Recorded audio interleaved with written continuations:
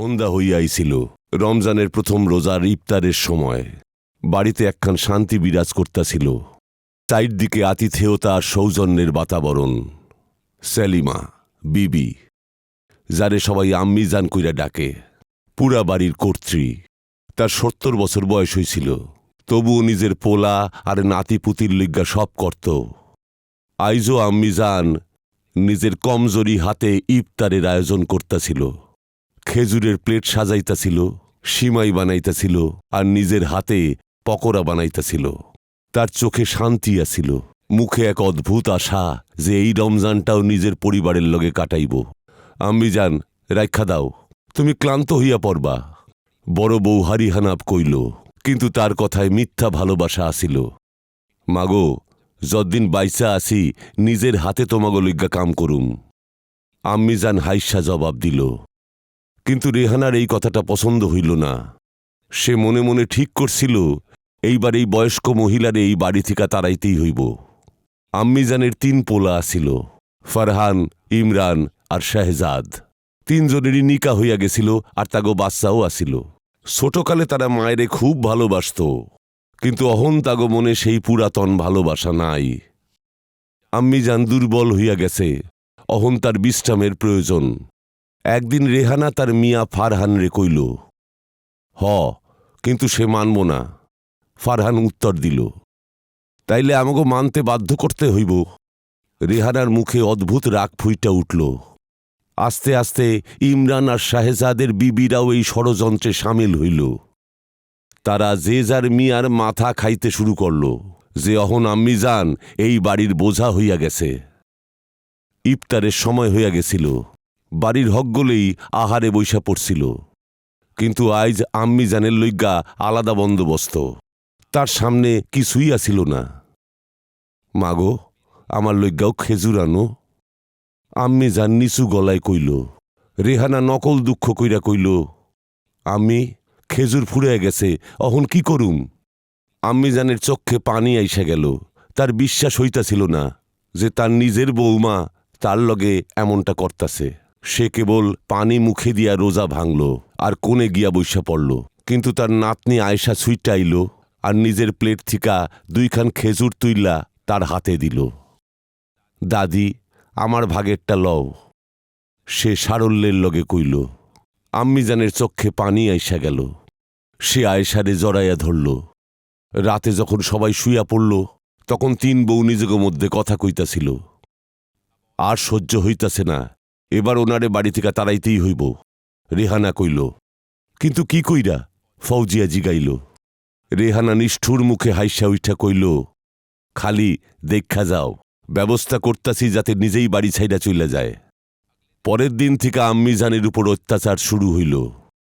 তার ঘর ছোট কইরা দেওয়া হইল, খাবার কম কইরা দেওয়া হইল। তার কোনো কথা শোনা হইতাছিল না। ছোটখাটো ব্যাপারে তার উপর চিৎকার হইতাছিল। একদিন যখন আম্মি জান খাবার খাইতে উঠল, সে দেখল যে তার লইগ্গা কিচ্ছু নাই। সে খালি পেটেই রোজা রাখতে বাধ্য হইল। আল্লাহ, ধৈর্য দাও, সে মনে মনে কইল। রমজানের 10ম রোজা আসিল। পোলার বউরা সরাসরি কইতে আরম্ভ করল, আম্মি জানের আর এই বাড়িতে থাকনের দরকার নাই। রেহানা ফারান রে কইল, যদি এরে না তারাও তাইলে আমি ওই ঘরে থাকুম না। ফৌজিয়াও তার মিয়া ইমরান রে একই কথা কইল। শেষ পর্যন্ত পোলারা সিদ্ধান্ত লইল। রমজানের চাঁদনি রাত আসিল, আম্মি জান নমাজ পড়তাছিল। তখনই ফারহান, ইমরান আর শাহজাদ তার কাছে আইল। আম্মি, তুমি আর এই বাড়িতে থাকতে পারবা না। আম্মি জানের নিজের কানেরই বিশ্বাস হইতাছিল না। বাবা, এইটা কি কইতাছোস? তার গলা কাঁপতাছিল। তোমরা যাইতে হইব আম্মি। আম্মি জানের চোখে পানি আসিল। সে ভাবতাছিল, এইটাই কি আমার পোলাগো ভালোবাসার নমুনা? শেষ পর্যন্ত আম্মি জানের রমজানের রাতেই বাইর কইরা দেওয়া হইল। আম্মি জান নিরাশ্রয় হইয়া রাস্তা দিয়ে হাঁটতে লাগল। তার কাছে না আসিল খাবার, না আসিল যাইবার ঠিকানা। তার কমজোরি পা কাঁপতাছিল, কিন্তু সে আল্লাহর কাছে ধৈর্য চাইতাছিল। সারা রাইত আম্মি জান মসজিদের বাইরে বইসা রইল। ক্ষুধা আর তৃষ্ণায় কাতর হইয়া গেল, কিন্তু কেউ দেখল না। যখন সকাল হইল, বাড়ির ভিতর একখান চিৎকার শোনা গেল, আল্লাহ আমারে বাঁচাও। রেহানা রান্নাঘরে পইরা গেছিল, আর হঠাৎ কইরা গরম তেল পইরা তার হাত জ্বইলা গেছিল, তার মুখ আর শরীর পুইরা গেছিল। যখন ফারহান ছুইটা আইল, তখন তার চোখে আতঙ্ক আসিল, এইটা কি আমাগো কাজের সাজা? রাইতের অন্ধকারে রেহানা চিৎকার করতাছিল বাড়ির ভিতর। গরম তেল পইরা গিয়া তার মুখ আর হাত জ্বইলা গেছিল, মুখের চামড়া জায়গায় জায়গায় উঠা গেছিল, আর প্রচণ্ড জ্বালা হইবার কারণে তার অবস্থা খারাপ হইয়া গেল। আল্লাহ বাঁচাও। ফারারের চোখে আসিল আতঙ্ক আর অনুশোচনা। সে তাড়াতাড়ি ডাক্তার ডাইকা আনল, কিন্তু ডাক্তার কইল, এই পুইরা যাবার ক্ষত ঠিক হইতে অনেকটা সময় লাগব। রেহানা যন্ত্রণায় ছটফট করতেছিল, কিন্তু তার সবচাইতে সমস্যা আসিল মুখটা নষ্ট হইয়া যাওয়া। যেই মুখের হকগোলের প্রশংসা করত, তাই কুৎসিত হইয়া গেছিল। এইদিকে মসজিদের বাইরে আম্মিজান একা পইরা আসিল। সারা রাত ক্ষুধা তৃষ্ণায় কাতর হইবার পর তার শরীর দুর্বল হইয়া গেছিল। নমাজ পড়তে আসা একজন তারে দেখল, আর লগে লগে ইমামরে খবর দিল, এই বয়স্কা আম্মাকে এইখানে আইল কি কইরা? লোকজন জড়ো হইয়া গেল, আর যখন কেউ কইল যে এর বাড়ির লোক বাইর কইরা দিছে, তখন প্রত্যেকের চক্ষে পানি আইসা গেল। এমন পোলাগো ক্ষমা নাই যারা রমজানের দিন আম্মারে বাইর করে দেয়। একজন লোক রাগের চোটে কইল। ইমাম সাহেব তার অবস্থা দেখা ডাক্তাররে ডাকল। যখন ফারহান, ইমরান আর শাহজাদ খবর পাইল যে আম্মিজান অজ্ঞান হইয়া মসজিদে পইরা আছে, তাগো বুক শুকাইয়া গেল। তারা দৌড়াইয়া মসজিদে আইল। আম্মিজান। ফারহান কানতে কানতে আম্মির শুকনা হইয়া যাওয়া হাত ধইরা কইল। আম্মিজান আস্তে আস্তে তার দুর্বল চোখ খুলল। যখন সে তার পোলাগো দেখল, তার চক্ষে কোনো অভিযোগ আসিল না, বরং ভালোবাসাই ভইরা আসিল। বাবা, তোমরা আইসা গেছো? তার গলা কাঁপতাছিল। আম্মি, আমাগো ক্ষমা কইরা দাও, আমরা অনেক বড় অন্যায় করছি। 3 পোলা আম্মিজানের পায়ে লুটাইয়া পড়ল। মসজিদে উপস্থিত লোকজন এই অবস্থা দেখা কানতে লাগল। ইমাম সাহেব কঠিন গলায় কইল, তোমাগো লজ্জিত হওয়া উচিত। রমজানের পবিত্র মাসে তোমরা আম্মিরে বাড়ি থেকে বাইর করে দিছ। নবীর বাণী কি তোমাগো মনে নাই যে জন্নত আম্মার পায়ের তলায় থাকে? ফারহান কানতে কানতে কইল, আমাগো আল্লাহ ক্ষমা করব না, আমরা অনেক বড় অন্যায় করছি। পোলারা যত্ন কইরা আম্মিজানরে গাড়িতে বসাইল, আর তারে বাড়িতে লইয়া আইল। কিন্তু যেই তারা বাড়িতে উপস্থিত হইল, এক অদ্ভুত পরিস্থিতি দেখা দিল। রেহানা যন্ত্রণায় বিছানায় পইরা আসিল, আর তার মুখ পুরাপুরি জ্বইল্লা গেছিল। যখন আম্মিজান তারে দেখল, তার চক্ষে পানি আইসা গেল। আল্লাহর বিচার কি ভয়ঙ্কর হইয়া থাকে, সে মনে বোধে ভাবল। কিন্তু আম্মিজান নিজের যন্ত্রণার অসম্মান ভুইলা গিয়া রেহানার মাথায় হাত রাখল। মাগো, ধৈর্য ধরো। রেহানা ফুপাইয়া কানতে কানতে কইল, আম্মিজান, আমারে ক্ষমা কইরা দাও। আমি তোমার লগে খুব অন্যায় করছি, আমি তারই শাস্তি পাইতাছি। ফারহান, ইমরান আর শাহজাদও কান্তাছিল। তারা কসম খাইল যে কোনোদিন নিজের আম্মারে অসম্মান করব না। যখনই আম্মিজান বাড়িতে আইল, বাড়ির পরিবেশ পাল্টায় গেল। অহন রমজানের ইবাদতে অন্য সুবাস আইতে লাগল, কিন্তু রেহানার অবস্থা দিন দিন খারাপ হইতে লাগল। ইমাম সাহেব কইল, আল্লাহর বিচার থিকা কেউ বাঁচতে পারব না, কিন্তু আল্লাহ ক্ষমা কইরা দেয়, তুমি দোয়া করো। রেহানা অন্তর থিকা দোয়া করল, আর তার মুখের বিকৃতি আস্তে আস্তে কাইটা গেল। রমজানের শেষ পর্যায়ে চলতেছিল। একদিন আম্মিজান তার পোলাগো ডাকল আর কইল, বাবা, আমি আর বেশি দিন বাঁচুম না, তাই শেষবার একখান কথা কইতে চাই। আম্মিজান, এমন কইরা কইও না।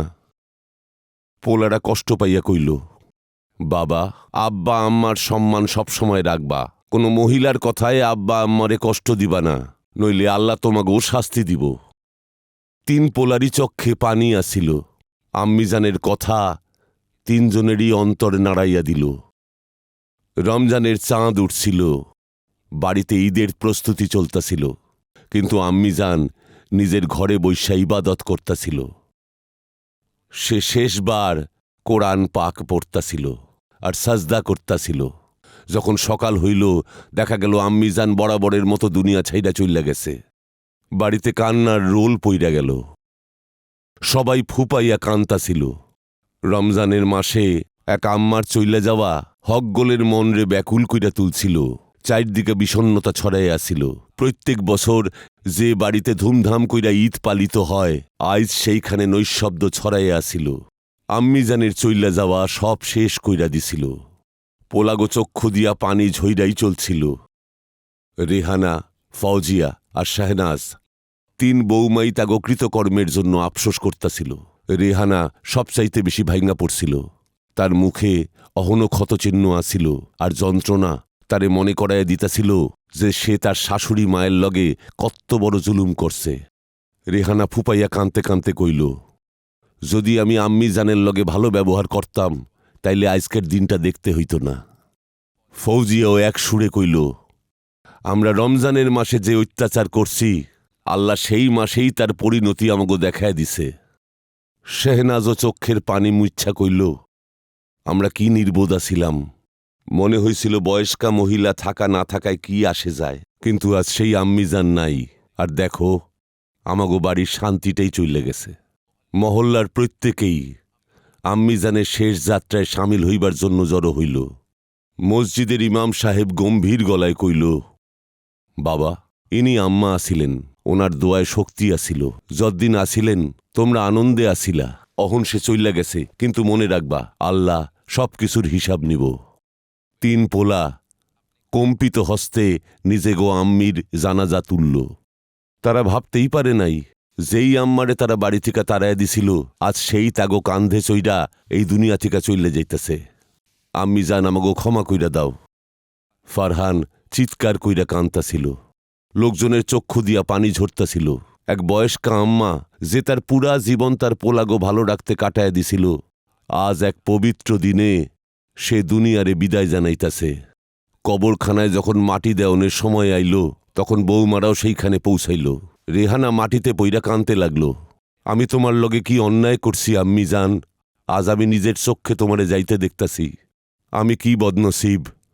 ফৌজি আর শেহনাজও নিজেকে কামের জন্য আফসোস করতাছিল আর আল্লাহর কাছে ক্ষমা চাইতাছিল। আম্মি জান চইলা যাওনের পর বাড়ির শান্তিটাই চইলা গেল। রমজানের দিনে আগে যেমন সারা বাড়ি মাইতা উঠত, অহন সব শূন্য লাগতাছে। রেহানার শরীর দিন দিন খারাপ হইতাছিল। তার মুখের আঘাত কেবল যন্ত্রণাই দিতাছিল না, বরং তার সৌন্দর্যও চইলা গেছিল। আল্লাহ আমারে কোনোদিন ক্ষমা করব না, সে সবসময় এইটাই কইতে থাকত। এক রাতে যখন সবাই শুইয়া পড়ছিল, রেহানার চোখে ঘুম আইতাছিল না। সে ছটপট করতাছিল। আর যখন সে চোখ বন্ধ করল, সে এক অদ্ভুত স্বপ্ন দেখতে পাইল। সে দেখতে পাইল সে একখান অন্ধকার জায়গায় দাঁড়ায় আছে। চারদিকে অন্ধকার, আর দূর থেকে কারোর গলা শোনা যাইতাছে। রেহানা ভয় পাইয়া কাঁপতে লাগল। কেউ কি আসো? সে সাহস লইয়া জিগাইল। হঠাৎ একখান মুখ ভাইসা উঠল। সে আম্মি জানা ছিল, কিন্তু তার মুখখান পাল্টে গেছিল। মাগো, যখন আমি বাইচা আসিলাম তখন আমি তোমারে আম্মার মতন ভালোবাসা দিছি, কিন্তু তোমরা আমারে বাড়ি থেকে বাইর করে দিছ। রমজানে এক রোজা রাখা আম্মারে ক্ষুধা তৃষ্ণায় রাখছ। আজ দেখো আল্লাহ তোমারে সেই অপরাধের শাস্তি দিতেছে। রেহানার দম বন্ধ হইয়াইল। আম্মি জান, আমারে ক্ষমা কইরা দাও, আমার অনুশোচনা হইতাছে। কিন্তু আম্মি জান ব্যথা ভরা চক্ষু লইয়া তারে দেখল আর কইল, আল্লাহর বিচার খুব কঠিন হইয়া থাকে মাগো। যদি ক্ষমা চাইতে হয় তবে অন্তরে সততা লইয়া করো, নইলে সমস্যা আরও বাইরে যাইব। এইটুকু কইয়া আম্মি জানের মুখ অদৃশ্য হইয়া গেল, আর রেহানা চিৎকার কইরা উঠা পড়ল। সকালে হকগোলে যখন রেহানারে দেখল, তখন তারা অবাক হইয়া গেল। তোমার কি হইছে? ফারহান জিগাইল। রেহানা কানতে কানতে কইল, আমি আর অন্যায়ের বোঝা সইতে পারতাছি না। আমি হিজাব পড়ুম, আমি নামাজ পড়ুম, আমি আল্লাহর কাছে ক্ষমা চামু। ফৌজি আর শাহনাজও তার সঙ্গ দিল। আমরা আম্মির উপর খুব অত্যাচার করছি, কিন্তু অহন আমরা আমাগো বাকি জীবন সৎ কাম কইরা কাটামু। তিন বৌমাই নিজেগো ঘরে গেল, আর আলমারি থেকে দামি জামা কাপড় আর গয়নাগাটি বাইর কইরা গরিব মানুষগো বিলায় দিল। তারা তাগো জীবন পাল্টায় ফেলার সিদ্ধান্ত নিল। রেহানা, ফৌজি আর শাহনাজ একত্র হইয়া আম্মিজানের লইগা একখান কুয়া খনন করাইল, যাইতে যে কেউ ওইখান থেকে পানি পাইতে পারে আর আম্মিজানরে ধন্যবাদ জানায়। পোলারা প্রত্যেক দিন আম্মিজানের লইগা দোয়া করতে লাগল। ইমাম সাহেব কইল, আল্লাহ অত্যন্ত ক্ষমাশীল, যদি সততার লগে ক্ষমা চাও আল্লাহ তোমাগো মাফ কইরা দিব। আম্মিজান চইলা গেছে কয়েক সপ্তাহ হইয়া গেছিল, কিন্তু বাড়ির পরিবেশ অহনো শুনশান আর বিষণ্ণ হইয়া আসিল। যেই বাড়িতে প্রত্যেক দিন আম্মিজানের মিষ্টি গলা পাওয়া যাইত, সেইখানে শুধু নৈশব্দ ছড়ায় আসিল। রেহানা, ফৌজি আর শাহনাজ তিনজনই তাগো কৃতকর্ম লইয়া লজ্জিত আসিল। তারা কান্ত, অনুশোচনা করত, কিন্তু যে অন্যায় তারা করছিল তার ফলাফল তারা নিজের চক্ষেই দেখতে পাইছিল। রেহানার পুইরা যাওয়া মুখ অহনো আল্লাহর বিচারের সাক্ষ্য বহন করতাছিল, কিন্তু অহন সে পুরাপুরি ইসলামী জীবন কাটানোর সিদ্ধান্ত নিছিল। যদি আমি আমার পুরাতন জীবন পাল্টায় ফেলতে চাই, তাইলে আমারে সৎ পথ অবলম্বন করতে হইব। একদিন ফৌজিয়া কইল, শাহনাজও মাথা নাড়াইল। আম্মিজানের স্মৃতির উদ্দেশ্যে আমাকে এমন কিছু করা উচিত যাতে তারে সবাই মনে রাখতে পারে। 3 বউ মিলা সিদ্ধান্ত নিল যে তারা অহন গরিব মানুষ আর অসহায় মানুষকে সাহায্য করব। আম্মিজানের স্মৃতিতে সৎ কাম করব আর নিজেকে অন্যায়ের প্রতিকার করব। ক্রমশই বাড়িটা পাল্টায় গেল। আগে যেইখানে রমজানের দিনে বাড়িতে টিভি চলত আর ফালতু কথাবার্তা হইত, অহন সেইখানে সৌজন্যের বাতাবরণ ছড়াইয়া থাকে। রেহানা, ফৌজি আর শাহনাজ অহন পর্দার আড়ালেই থাকে। তারা বাড়ির পুরুষদের থেকেও দূরত্ব রাখতে শুরু করল আর আল্লাহর সেবায় সারাদিন কাটাইত। একদিন ফৌজিয়া আলমারি থিকা গয়নাগাটি আর কাপড় চোপড় বাইর করল আর কইল, অহন আমার এই সবের আর কোনো প্রয়োজন নাই, অন্যায় আর বাড়াইতে চাইতাছি না। শাহনাজ কইল, আম্মিজান সব সময় কইত যে মাইয়াগো আসল সম্পদ তাগো লজ্জা আর পর্দা, যদি আমরা আগেই তার কথা শুনতাম। রেহানার মুখের ক্ষত অহনও তারে সমস্যায় ফেলতাছিল, কিন্তু অহন তার বাইরে কোনো কষ্ট আসিল না, যা কষ্ট আসিল ভিতরে। একদিন সে আয়নার সামনে খাড়ায় আসিল আর নিজেরে দেখতাছিল। তার মুখখানার আগের মতো আসিল না। সে এক সুন্দরী মহিলা আসিল, কিন্তু অহন তার সুন্দর মুখ জইল্লা পুইরা গেছিল। আল্লাহ আমার লগে এমন কেন করল? সে কাইন্দা উঠল।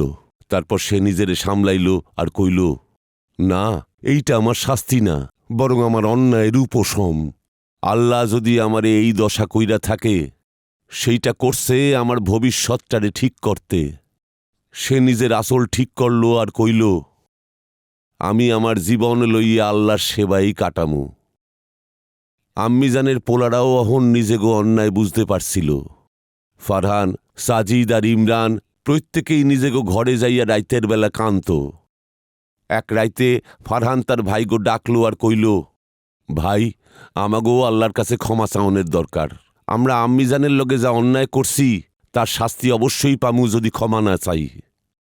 সাজিদও মাথা নাড়াইল, হ ভাই, আম্মিজান চইলে যাওনের পর আমার প্রত্যেক দিন অস্থির লাগে। ইমরান কইল, আমাগো এক সৎ জীবনের লইগ্যা সামনে আউগাইতে হইব। আমাগো সেই সব কিছু করতে হইব যেটা আম্মিজান চাইত।